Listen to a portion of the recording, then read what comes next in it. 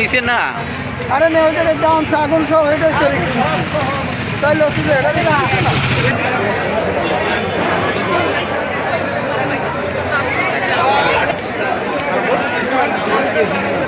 Camera তো একটা আছে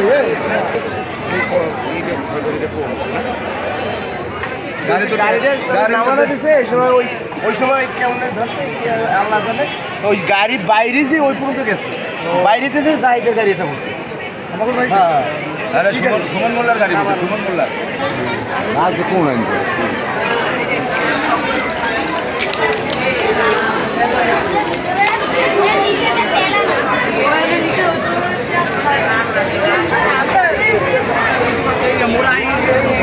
পিছনে নিয়ে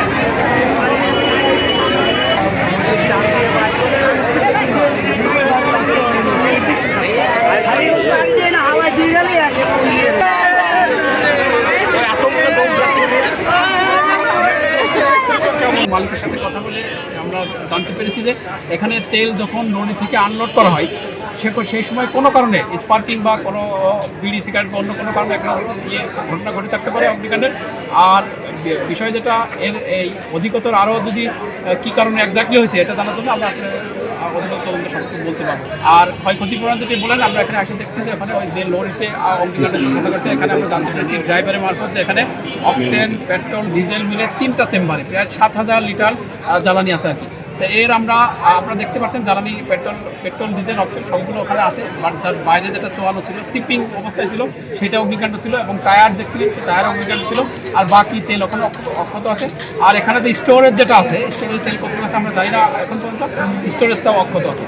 যেখান থেকে আগুনটার সূত্রপাত সেখানের সিসি ক্যামেরা এখন অক্ষত আছে, তো সিসি ক্যামেরার মেমোরিটা আপনারা সংরক্ষণ করছেন কিনা? জি ধন্যবাদ আপনাকে। আসলে আমরা জানি যে সিসি ক্যামেরার ফুটেজটা দেখলে আমরা এক্স্যাক্টলি ওটা তদন্তেরই একটা অংশ, তাই না?